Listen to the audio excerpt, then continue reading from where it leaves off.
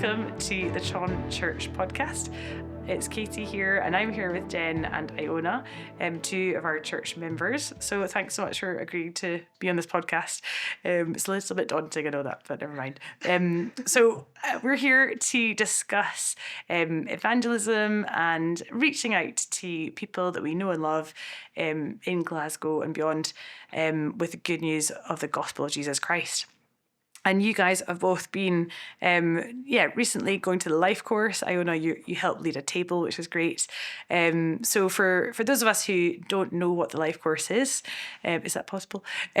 Jen, can you maybe share with us what is the life course for anyone who's listening and doesn't know? Yeah, so life course, it runs over 5 weeks, and you meet together. When you arrive, there's tea, coffee, cakes and things to just get to know other people. Then you go into small groups and you kind of initially talk about some questions, so big questions in life, like what's the purpose in life? Do we have any hope beyond death? And then Paul talks to us about various issues, and then we, through the talks and actually chatting after the talks as well, kind of look at what the Bible says about these things. It kind of looks at the main aspects of what the Christian faith is all about Jesus, who he is. Can we trust the Bible? Why did he come? And died on the cross for us and things like that. So yeah. Brilliant. And are you kind of in small groups? Yeah, just Iona, you're leading a group. So what was that like for you? Initially very daunting. I felt quite nervous about it, but I absolutely loved it. And the groups, it's kind of small groups, so maybe 4 or 5 or 6 people, which are made up of people from all walks of life, different demographics. So they're students, older members, and kind of middle-aged. It's just a wonderful opportunity to meet lots of people who are made in God's image. Yeah. So it's quite relaxed. It's not not intense. Yes, I think you can have the perception of it that it's going to be very daunting, but it's very relaxed. Very open discussion. Brilliant. Come as you are. And there's lots of cakes, nice cakes. Lots to eat. It's not the only reason to go, but yeah, it's a big pull. Yeah, that's great.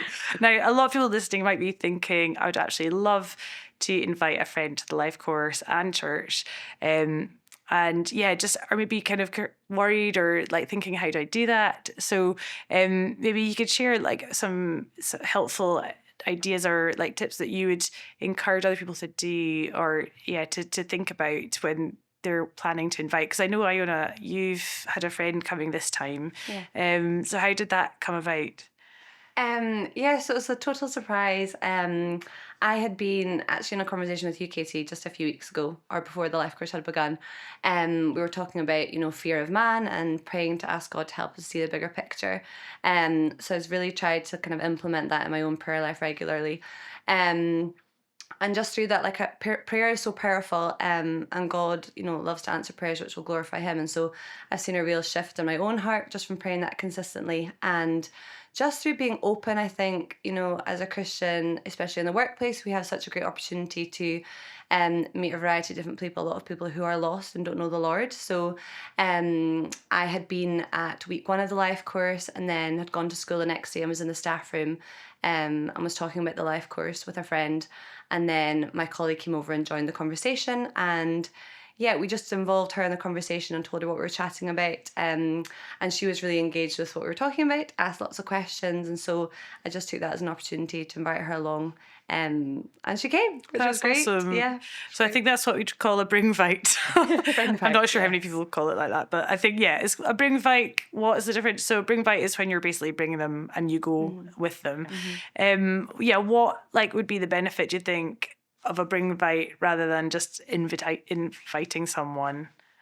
Yeah, I think, for us, we come to church, we're here multiple times a week. Yeah. The buildings, we know the buildings, we know loads of people, we feel very at home here. But I think for other people coming into that environment, it's all new. They don't know many people or anyone. So I think just having someone that they know alongside them, I think that really makes a huge difference. And I've definitely had folk that I invited along that have, thanked me after for going with them, because I think that's a really big thing for people, to have someone they know and trust with them when they come along. Yeah, and I guess you're like putting yourself out there as well, aren't you? Because it's more of a sacrifice as well. If you're sort of saying, oh, just come along, I won't be there, but you can make the time and effort to come into town meet new people. And yeah, I think people are probably more likely to come if you come with them. So that's great. And so Iona, your friend, she's come to the life course. How she found it? Yeah, so I think, as Jen was saying, it can be very daunting. So she was quite nervous the first, she joined for second week of life course. But she just spoke about how welcome she felt. She was really pleasantly surprised by how relaxed it was. And just from the get-go, she was really engaged and really able to share a lot in the discussions. She was really listening well to what Paul had said, like sometimes remembering details from the talks that I hadn't even remembered, and was coming back consistently every week. And just throughout the week as well, when I've seen her at school, she's been consistently wanting to bring it up, and as mentioned, it's the highlight of her week. So I do think, it's a really powerful witness when strangers who don't even know somebody, they welcome them so lovingly, and they're invested in them, they're asking them questions, and you're excited to see them come back. So I think that really impacted her. That's great. And for both of you, like, how do you feel like the church as a whole has helped you in terms of like evangelism and reaching out to people, when you're trying to like help your friends come to know the Lord? Yeah, I think just seeing the church family in action, like seeing your friends from church, meeting them, getting to know them, I think that has a huge impact, because we see it every Sunday, don't we, when we meet together, how like warm, welcoming, you just feel at home and you feel part of a big family. And I think that speaks a lot to people, I think, if they see that and can meet people, other Christians. And yeah, I think definitely that makes a big difference. I think as well, sometimes when we're having our discussions around the life course tables, there's opportunities for the Christians there to share their testimonies, which is great. But I think when they meet, the larger church family, there's so many lives that have been changed by the grace of God, which they hear about, how life changing and coming to know Jesus is, but practically they see that when they meet, multiple people. And I think I was able to bring my friend to one of the Sunday morning services, and she even said like she was amazed by the amount of people who were there, the different ages, but also I think she found it quite powerful when everyone was singing together, worshipping the same God. So yeah, I think it's a really helpful for them, and it's a powerful witness, I think, to them as well. Yeah, and I've definitely had people come to church before, and I remember them saying, people are saying actually believe what they're singing. And as I think even, as you said, just hearing everyone singing together, it's like, that's really powerful witness. And the invitations that we have, they're not always like really smooth and straightforward. So Jen, you've got a good story recently where you were just chatting with a mum at the school gate. Is that right? Yeah. So it was just at school gate because their son was having a birthday party that was on Sunday, and so I was just apologising that Finlay couldn't go. But that because we were off going to church, and so she was really interested. And she said, "Oh, what church do you go to?" And so she and her family are keen to come along, and that all came from just sort of chatting about sharing a birthday your son's party. Diary. Yeah. Yeah. That's amazing. So I think it's just really helpful, isn't it, just to be praying for boldness, and also it just shows you just even something as small as telling people that you are going to church or you're planning to go to church can make a big influence, because they might just think you're like a really nice Buddhist or a really lovely Hindu. You know what I mean? Unless you're actually sharing, oh yeah, I'm a Christian, I'm going to church. And that could also mean lots of things as well. We know that. But how does that, I think that helps think through this idea of like outing ourselves, so to speak, as Christians. And I think a lot of people maybe are listening who maybe haven't done that yet. They might be in a new work situation, or they find work quite stressful anyway. So they just think, oh, actually, if I tell people I'm a Christian, it might just get worse. But how would you maybe encourage someone who's in maybe a new Christian or new to their work, and people in their office or in their work environment don't yet know they're a Christian even? Yeah, I think for me, so many opportunities have come up just from the fact that people know that I'm a Christian or go to church, but also I think you don't know. I've also come to realize, we always know this, that it's God that's working in people's lives to change their hearts and minds. But I think I've come to realize that we don't know who those people are. And so if those people don't know who we are and know that we're Christians, they're not going to know that there's someone that maybe they've got questions. And actually, if they know you're a Christian, you never know what sort of conversations are going to come from them just knowing that, and knowing that you spend your Sundays at church because that's the most important thing in your life. So I think just people knowing that you're a Christian is a huge has a huge impact. Jen, can you remember how you did that when you started your last job? Sorry, that was a wee while ago. I think, well, usually sort of things people chat on a Monday is, what did you get up to the weekend? Okay, So I think it very naturally came, oh, well, Saturday I was doing this and Yeah. Sunday I went to church. Yeah. It's pretty And that was straightforward, it. isn't it? Yeah. It's not rocket surgery, as they say, you know. Yeah. And what about you, Iona? Like, how did you share with your colleagues that you're a Christian? I think quite often we're at church multiple times a week, Yeah. so that can really help, because quite often you chat about evening plans, or if they've invited you to something you can't always make it type of thing. But I think also just asking the Lord for help and for him to speak through us, but also not just waiting for the perfect opportunities, because I think, you know, you can be waiting for the ideal opportunity to speak to somebody one-to-one, but actually I think just being open. I've been challenged even by, in the staff room, just on the back of what somebody says. For example, if people, like recently, it was just one of the men at my work was finding the 9 to 5 grind really like dull and repetitive, and I just was able to like challenge him and ask him, well, have you ever thought about the fact that your purpose might be a bit bigger than going to work every day? So I think, yeah, in conversations, I think we almost wait to bring the Lord's name up, but the more we do it, the more natural it becomes, I think, as well. That's brilliant. That's so encouraging. It's such a help. And especially for maybe a lot of the younger members of our church family who are just starting into like new jobs, finishing uni. And it's a really helpful principle to kind of, you know, start off in a good fit and just, I think as well, also, so many people are actually so intrigued and so interested when you tell them you're a Christian. And even when you describe, you know, what your faith means to you and what Jesus has done in your life, they're like captivated by that. And I saw that when my friend came to the life course, you know, a lot of people have just never thought about the fact that there could be a God that loves them, that they're created for a far bigger purpose than the day to day. So I think a lot of people actually also are living quite hopeless lives and are like looking for some form of hope. So it's brilliant. So you're praying for people, you're loving people, and you're sharing, just being open with people is just such a brilliant sort of way of thinking about it. So not everyone will say yes. So Jen, can you maybe share some of the times where maybe you've invited people to church or the life course and maybe it hasn't gone as well as it has for Iona? Yeah, no, definitely. I would say more so it's not gone well than gone well, but so I've had, you know, kind of straight out, no, I'm just not interested in that right now. And that's, you know, I've just... Do they still talk to you after you invited they're still them? my friends. That's nice. Yeah, I mean, that's the main... I think then that's the big thing, is that, you know, I've invited them because like I love and I care for, you know, my friends, my family, people I know.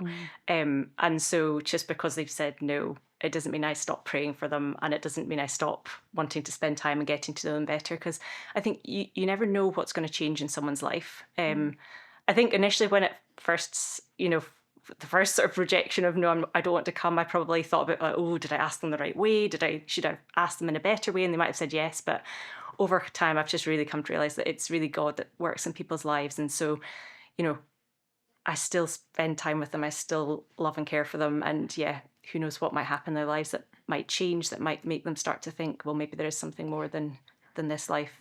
And I'll have an opportunity to ask them again. Definitely. So, and it's so encouraging just to be remembering that, like, the fact that you're in their life, it's not a coincidence that God's put you there. He's placed you in your house, in your like area for a purpose, and like to share Christ and to glorify him. And Iona, you must have had other times where people haven't said yes. And how have you found that? How have you kind of kept going and persevered? Yeah, just trying not to be discouraged by it, because I think, as Jen said, you know, God is the one who's at work in the hearts of whoever, you know, the different people are.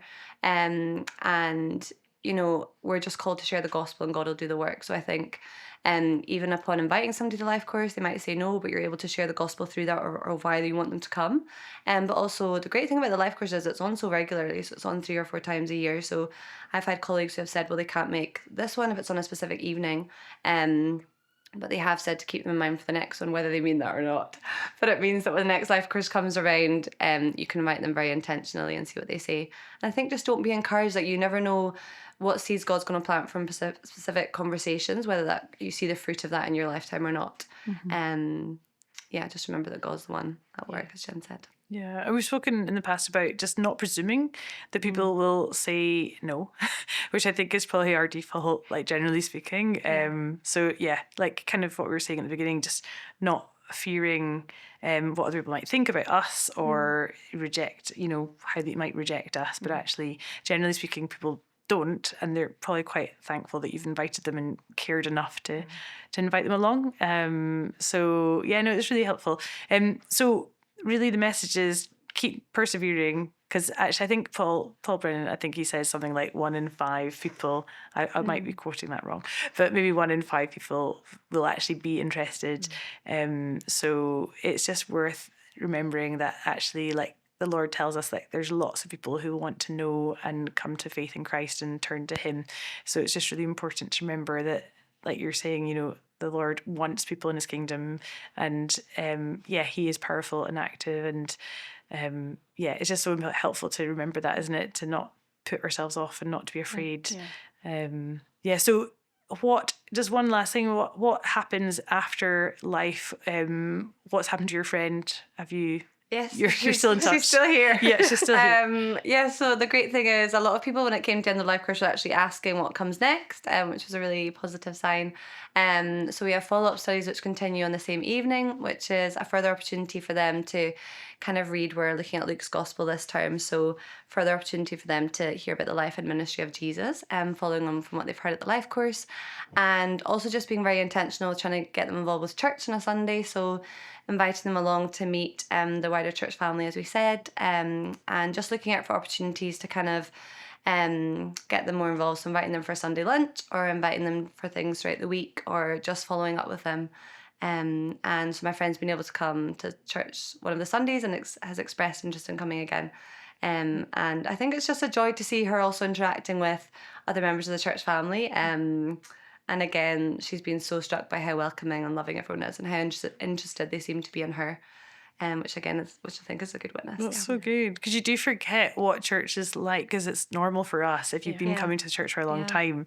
But actually, for most people, they kind of think of, stuffy, boring, cold buildings, and people, just full of old people. We love old people, but there are others. So it's just, I think it's just trying to remember that, like, the church is like God's way of drawing people to him, and there's people who are teaching, who've been preparing messages to teach us all pretty much a lot of the week. So it's just so helpful, I think, as well, to have that material to be able to, like, discuss after church on Sunday or after the life course, like, remember what Paul said about this or that. And it just really helps us. So we don't have to come up with all the answers, and we don't have to know all the answers, which is really great. So yeah, super. Well, look, thank you so much for sharing. And we will be praying on for your friend who's coming to the afterlife course. Yeah. And Jen, I know you'll be praying on for your friends who have said no so far. But we trust the Lord with that, and just pray on and trust him. So thanks for joining us, and hopefully you can join us next time.